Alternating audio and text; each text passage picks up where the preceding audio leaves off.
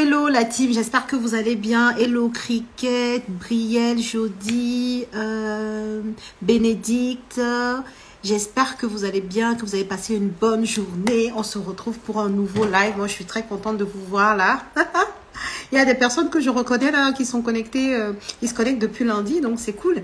C'est cool, c'est cool. Je vois qu'il y a des personnes hyper motivées d'en savoir plus sur l'investissement immobilier parce que certainement qu'elles ont des projets qui leur tiennent à cœur et qu'ils veulent réaliser. Donc, bravo à vous de vous connecter à chaque fois. Hein. Cette semaine, c'est top.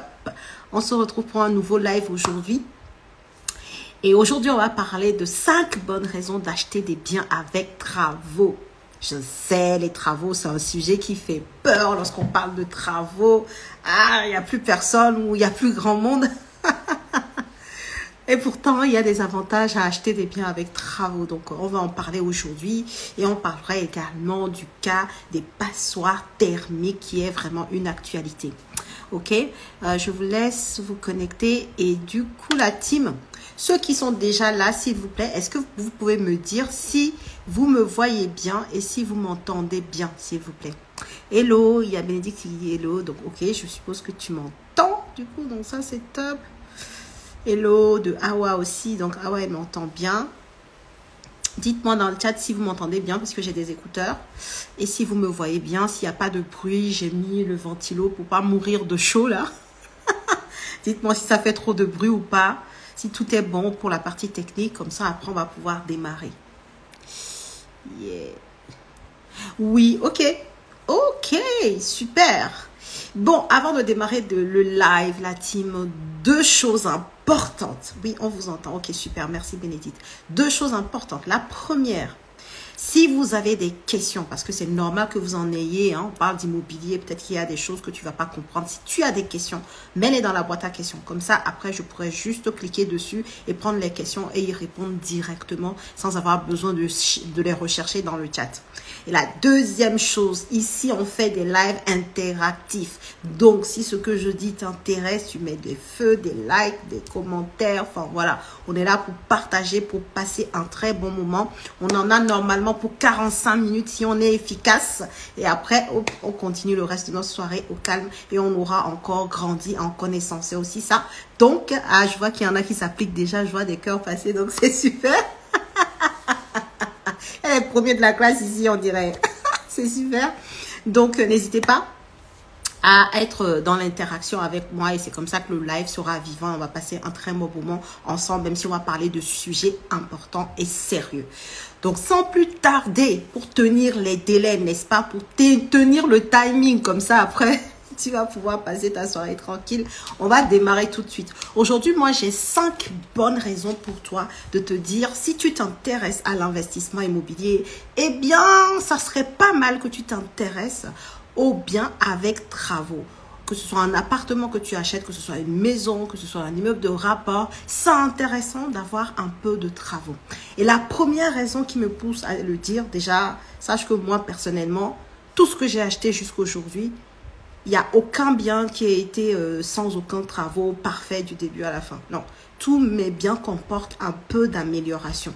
Et la première raison pour laquelle je fais ça, elle est hyper stratégique. Et je pense que s'il y a des investisseurs déjà ici, des gens qui ont acheté, ils vont me rejoindre là-dessus, c'est pour avoir du différé de remboursement. Est-ce que le différé de remboursement de crédit, c'est un terme qui parle à des personnes ici? Est-ce que ça te parle? Est-ce que c'est quelque chose que tu connais? La période de différé de remboursement? Oui, non, n'hésite pas à me dire en commentaire. Est-ce que lorsque je parle de différé de remboursement, c'est quelque chose que tu connais et qui te parle? Voilà, sinon je vais prendre quelques secondes pour expliquer ce que c'est. Je vais regarder vos réponses avant de continuer. Ok, il y a Maison Laure Art qui dit non. Alors, bon, ok. Du coup, je vais t'expliquer rapidement. Le différé de remboursement, c'est une période pendant laquelle tu as débloqué ton crédit immobilier, mais que tu ne commences pas encore à rembourser ta mensualité de crédit. Ça veut dire que, admettons, tu achètes un bien à 100 000 €, tu as un peu de travaux. Donc, la banque, parce qu'elle se dit que, ouais, peut-être que tu vas pas les finir tout de suite, peut-être que tu as besoin d'un peu de temps, va te donner du différé de remboursement. D'accord? Et pendant cette période, toi, tu as déjà acheté ton bien, tu l'as acquis, mais mais tu ne commences pas à rembourser encore tes mensualités de crédit. Ce qui fait que pendant toute cette période, si tu as des travaux, tu vas les faire. Et ce qui est génial, c'est que très souvent, le différé est assez long pour que tu aies fini de faire tes travaux, que tu aies commencé à mettre en location et que tu sois toujours dans cette période de différé-là. Et c'est une période qui te permet de sécuriser pas mal de cash pour ton investissement avec les loyers qui vont rentrer.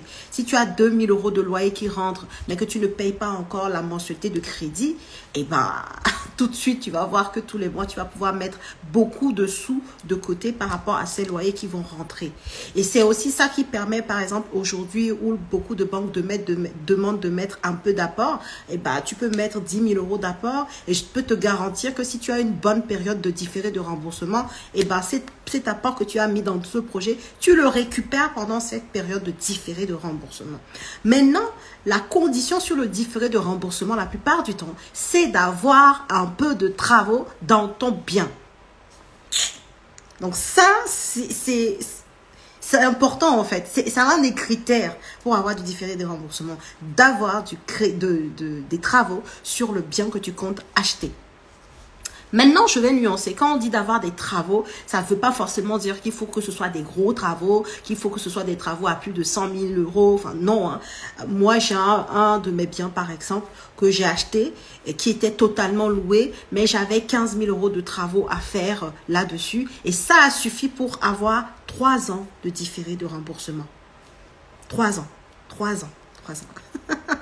C'est un bien que j'ai acheté en 2020 et ce n'est que là en 2023 que j'ai commencé seulement à rembourser les mensualités de crédit sur ce bien-là. Tu vois, juste pour 15 000 € de travaux. Donc, le différé de remboursement, c'est une puissance pour nous, investisseurs immobiliers. C'est quelque chose qui nous plaît parce que ça te permet vraiment de pouvoir être tranquille dans une certaine sérénité par rapport à ton projet, de savoir que tu peux rentrer du gros cash avant de commencer à voir tomber tes mensualités de crédit. Donc, tu es zen en fait. Tu te fais du cash et ce cash peut te permettre soit de mettre de l'argent de côté pour ce bien lui-même ou alors parce que tu en as besoin pour aller présenter devant la banque pour d'autres projets que tu veux y faire. Eh ben, ça te permet en tout cas d'engranger du cash, ok, sur ton bien immobilier. Et pour avoir du différé de remboursement, il faut avoir un bien avec un peu de travaux. Donc ça, c'est la première chose qui fait que je te dis, voilà, c'est une très bonne raison quand même de préférer des biens avec un peu de travaux. La deuxième raison pour moi, pour laquelle il est plutôt intéressant de s'intéresser aux biens avec travaux, c'est cette capacité de pouvoir améliorer le bien et de l'adapter au marché dans lequel cela se trouve en fait. Admettons, tu trouves un appartement, 4 pièces, déjà tout bien fait, mais en fait, c'est dans un marché où tu pourrais faire de la colocation par exemple. Mais le propriétaire a déjà tout fait, il n'y a plus de travaux à faire. Alors qu'il y aurait une possibilité de faire une 5e chambre. Si le bien est hyper nickel, tip top, le problème c'est que le vendeur ne voudra pas te le faire à un prix qui ne vaut pas sa valeur, quoi, tu vois. La qualité du bien que tu achètes va avec le prix auquel tu vas pouvoir l'acheter, tu vois. Si tu achètes un bien avec travaux, tu as cette capacité de pouvoir lui donner de l'amélioration comme toi tu l'entends et l'adapter au marché locatif sur lequel il est en fait. Alors que le bien qui est déjà tout fait, qui est déjà nickel, bah, ne te le permet pas parce que quelque chose qui est déjà tout fait, que tu vas l'acheter à son prix, bah, tu ne vas pas ensuite recréer des travaux dessus, tu risques de ne pas être rentable, tu vois.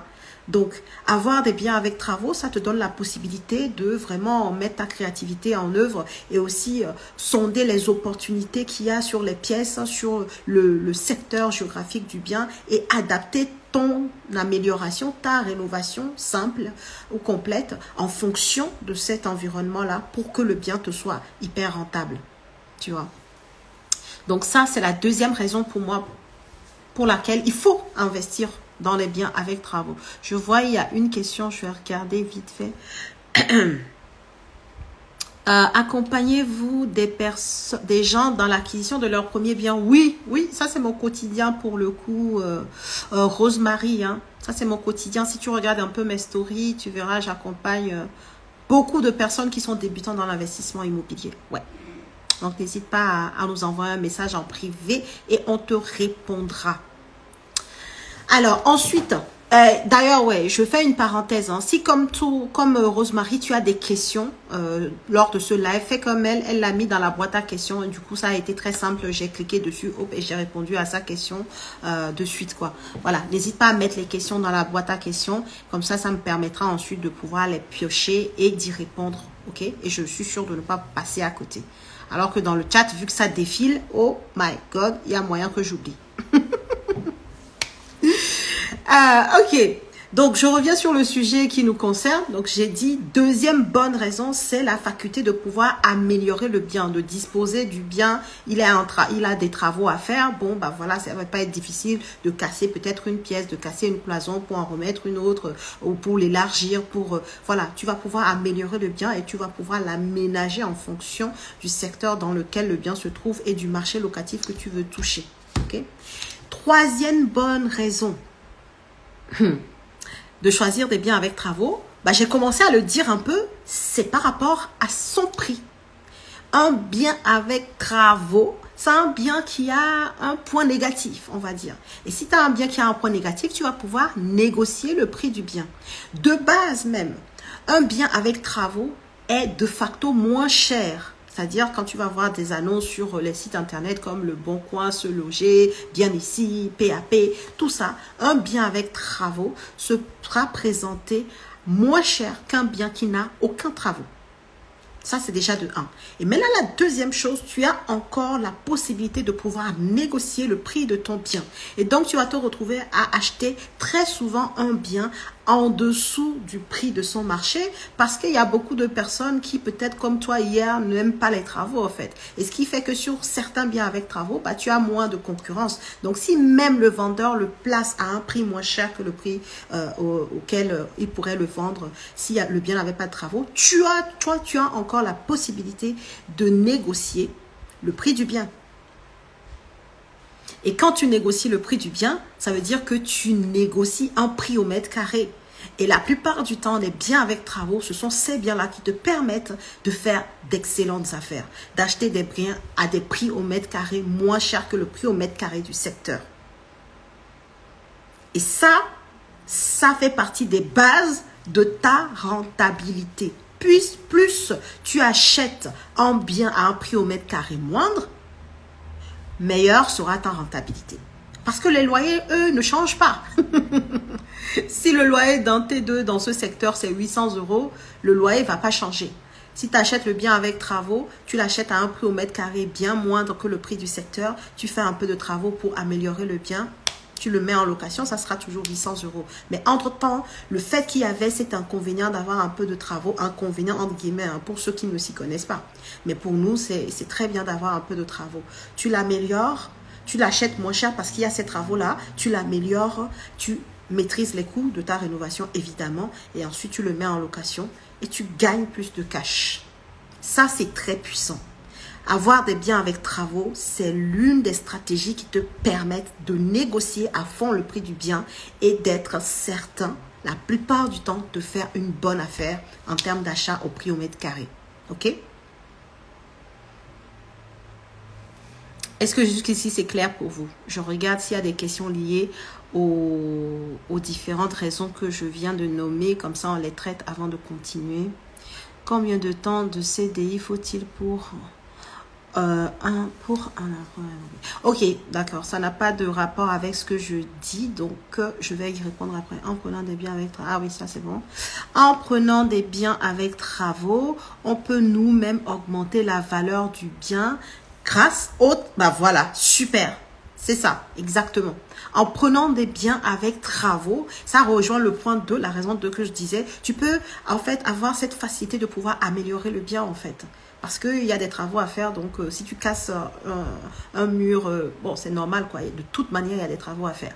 Donc tu les fais et tu améliores au goût de ton marché. Donc évidemment tu vas étudier ton secteur, tu sais ce que les gens aiment, la personne qui loue le plus cher sur le marché, tu sais ce qu'elle propose à ce prix. Et toi tu vas pouvoir améliorer ton bien pour le mettre au niveau de la personne qui loue le plus cher dans ton secteur. Ou alors faire un peu mieux que lui pour proposer un loyer plus intéressant. Et ça va rejoindre du coup la quatrième raison pour laquelle il est intéressant de faire des biens avec travaux, et ben c'est sur la valeur que va prendre le bien en fait. Et quand je parle de la valeur, ça va être la valeur à la location. Ça veut dire tout simplement que un bien qui a des travaux à faire, si tu le fais, tu le mets au goût du jour, tu t'adaptes au secteur dans lequel le bien se trouve, tu vas très certainement le louer sur la fourchette la plus haute du marché. Et plus ton loyer est important, évidemment, tu comprends que plus ta rentabilité qui est directement liée au loyer qui rentre dans ton bien sera plus intéressante. D'accord? Donc, si tu restes sur la location, la stratégie de location, tu auras plus de cash flow à aller sur un bien avec travaux que toi, tu améliores pour le proposer au marché locatif. Maintenant, si on se place sur le cas d'une stratégie d'achat-revente, c'est là où tu vas avoir une plus-value. Et c'est pour ça, s'il y a des marchands de biens ici peut-être qui nous suivent, des personnes qui sont spécialisées dans l'achat-revente de biens, ce sont des personnes qui achètent souvent des biens avec des problématiques. Quand on dit problématique, c'est vraiment problématique travaux. Hein. Un bien sur lequel c'est peut-être le DPE qui est mauvais, un bien où il y a de la rénovation d'intérieur à faire parce que c'est un bien vieillot qui n'a pas été rénové depuis 30 ans. Tu vois, ce genre de choses-là. Un bien qui ne va pas intéresser forcément monsieur et madame, tout le monde. Voilà en fait. Donc, la personne qui fait de l'achat-revente, évidemment, elle va s'intéresser à des biens avec travaux parce que c'est là, comme je le disais tout à l'heure, où tu vas faire de très belles négociations et ensuite être dans la maîtrise de ton coût de rénovation pour avoir un coût global qui te permet de rester en dessous du prix au mètre carré du secteur. Et tu sais que tu fais une bonne affaire puisque quand tu fais de l'achat-revente, tu vas revendre en fonction du niveau de rénovation que tu vas faire. Tu vas rejoindre au prix du marché ou à un tout petit peu au-dessus du prix du marché si tu fais une rénovation de luxe, quoi. Tu vois ce que je veux dire? Donc là, tu es sûr d'avoir une plus-value si tu es dans l'achat-revente. Et supposons même que tu restais dans la location, on parle là de plus-value latente. Ça veut dire que tu améliores ton bien, tu le mets en location, tu vas avoir plus de cash flow parce que tu as fait de la rénovation qui te permettent d'avoir un loyer très correct pour ton secteur. Et un jour, si jamais tu veux revendre ce bien, tu as une plus-value latente sur ce bien-là parce que tu as su donner de la valeur au bien en question. Et je peux te donner des exemples par dizaines et dizaines en commençant par mes propres biens immobiliers. Mes propres biens immobiliers. Je n'ai aucun bien qui est resté à la valeur de quand je l'ai acheté. De par le marché évidemment locatif, hein, le marché immobilier qui parfois croît, mais aussi de par à chaque fois l'entretien et la rénovation que je fais dans mes biens. Pour exemple, le premier immeuble de rapport que j'ai acheté, je t'ai dit, le premier immeuble, il a 5 appartements.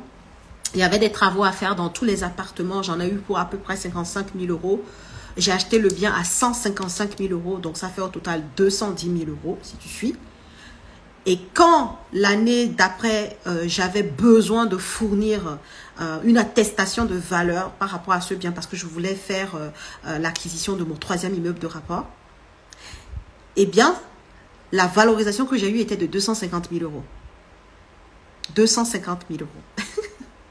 Et là, je te parle de, il y a déjà quelques années en arrière, hein, 250 000 euros. Donc, tout simplement, en achetant bien, en faisant de bons travaux, même le fait que je garde en locatif, déjà, je gagne sur ce bien-là un cash flow de plus de 1 000 euros par mois. Et le jour où je veux le revendre, à minima, aujourd'hui, je suis à 40 000 euros par rapport au prix que m'a coûté ce bien-là à l'achat. C'est ça la force des travaux, en fait. C'est hyper puissant.